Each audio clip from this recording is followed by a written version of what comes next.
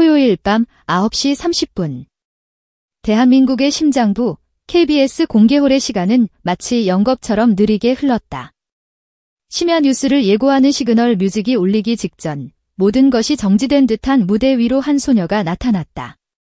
키 150cm가 채 되지 않아 보이는 작은 체구, 그 위태로운 걸음걸이는 차라리 비장함에 가까웠다.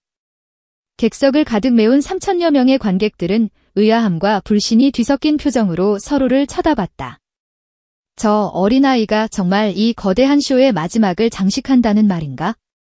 그들의 웅성거림은 그러나 하나의 소리와 함께 산산조각 났다.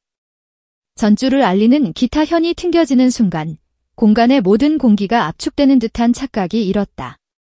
누군가 세상의 모든 볼륨을 최대로 끌어올린 것처럼 밀도 높은 긴장감이 3,000개의 심장을 옥죄었다.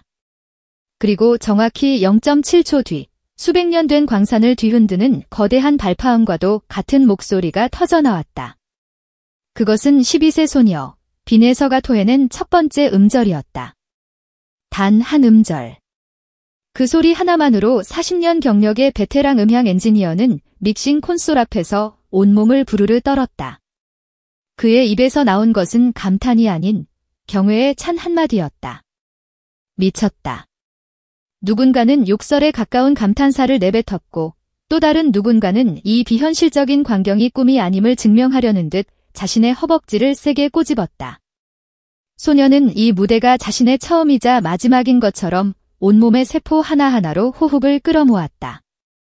그리고 트로트라는 장르가 수십 년간 품어온 원망과 희열, 애환과 정염을 단 하나의 숨결 안에 봉합하여 객석으로 던져버렸다. 그 목소리는 단순히 연습실에서 갈고 닦은 기술의 영역이 아니었다. 어린아이가 결코 이해할 수 없을 법한 깊고 무거운 이별의 정서가 미세한 호흡의 떨림 하나하나에 실려 있었고 클라이맥스를 향해 치닫던 2분 48초 구간에서는 객석 곳곳에서 더 이상 참지 못하는 낮은 흐느낌이 파도처럼 번져나갔다. 노래가 끝났다. 하지만 스튜디오를 채운 것은 박수가 아니었다. 모든 소리가 증발해버린 듯한 칠흑 같은 정적. 체감상으로는 4초, 실제로는 1.3초 남짓한 그 짧은 공백 속에서 관객들은 본능적으로 깨달았다. 우리는 방금 한 시대가 저물고 새로운 시대가 열리는 역사적인 전환점을 목격했노라고. 그 절대적인 침묵을 깨고 터져나온 박수갈채는 새벽 바다를 뒤덮는 거대한 해일처럼 무대를 향해 돌진했다. 현란한 LED 조명 아래 소녀는 간신히 마이크를 붙잡은 채 눈을 감았다. 그 모습은 세속을 초월한 피안의 성인을 연상시켰다. 그날 이후 대한민국은 빈에서라는 이름의 거대한 폭풍 속으로 휘말려 들어갔다. 가요 무대라는 프로그램 제목은 구글 트렌드에서 12시간 동안 1위 자리를 내주지 않았고 빈에서라는 세 글자는 실시간 검색어 순위를 3번이나 셧다운시키는 기염을 토했다. 하지만 진짜 놀라운 현상은 오프라인에서 벌어졌다. 방송국 정문 앞에는 새벽 5시부터 꽃다발과 손편지를 든 인파가 장사진을 쳤다.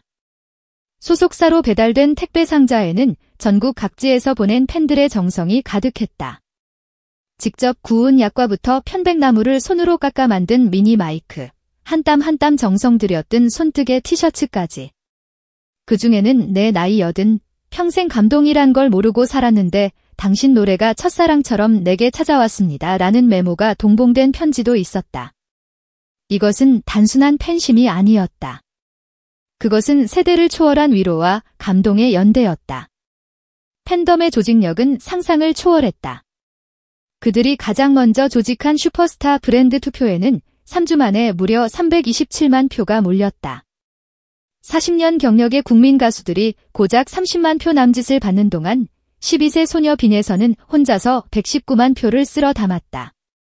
전체 투표수의 36%를 독식한 그야말로 압도적인 승리였다. 한 포털 기사의 베스트 댓글은 이 현상을 정확히 요약했다. 이건 단순한 인기 투표가 아니다.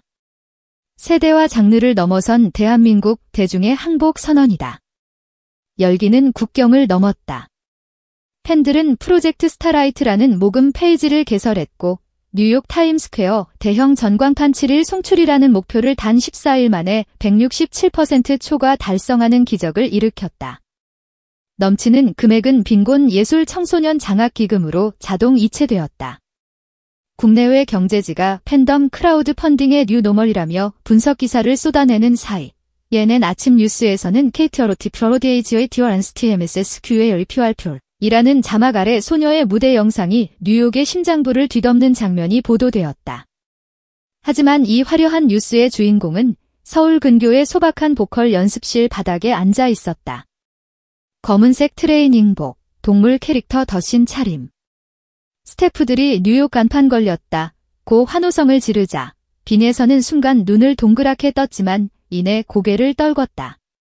소셜미디어 담당 매니저가 축하 영상을 찍자며 휴대폰을 들이밀었지만 그녀는 마이크를 꼭 쥔 채 작은 목소리로 말했다. 저는 아직 실패를 안 해봐서 무서워요. 12세 소녀의 입에서 나온 실패 공포라는 말로 그것은 그녀가 무대를 얼마나 치열하고 성스럽게 대하는지를 보여주는 장인의 고백과도 같았다. 새벽 4시 기상, 음정 교정 앱과 메트로놈을 이용한 40분간의 호흡 훈련, 등교 전 30분의 한국 무용 기본 동작, 하교 후 연기 레슨까지. 그녀에게 노래는 일이 아니라 숨 쉬는 것보다 더 편안한 숙명이었다. 빈에서 신드롬의 본질은 결국 압도적인 감정이입에 있었다. 전성기를 지나 관성으로 노래하던 중견 가수들 틈에서 소녀는 노래의 한 글자 한 글자에 자신의 생을 걸고 절규했다. 리허설 중 한 스태프가 후렴구의 바이브레이션을 조금만 빼보는 건 어때? 라고 조심스럽게 제안했다. 그러자 그녀는 3분간 눈을 감고 호흡을 고른 뒤 조용하지만 단호하게 말했다. 이 곡의 화자는 지금 지푸라기라도 잡아야 하는 심정이거든요. 이 끝을 흔들지 않으면 저는 숨을 못 쉬어요. 그 서늘한 단호함에 모든 어른은 침묵했다. 결과적으로 무대를 본 한 관객은 그녀의 쉴 곳 없는 불안한 호흡이 곧 이 노래의 심장이었다는 평을 남겼다. 기성가수 사회는 거대한 혼란에 빠졌다.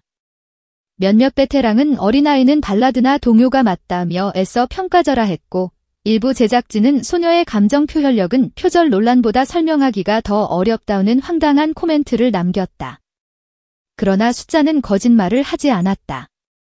시청자위원회 조사 결과 빈에서의 무대 방송 직후 트로트 프로그램 전체의 몰입도가 270% 수직 상승했다. 소녀 한 명이 장르 전체를 소생시킨 가히 혁명적인 사건이었다. 논란이 거세질수록 소녀는 더욱 겸손해졌다. 꿈이 뭐냐는 질문에 그녀는 언제나 같은 답을 했다.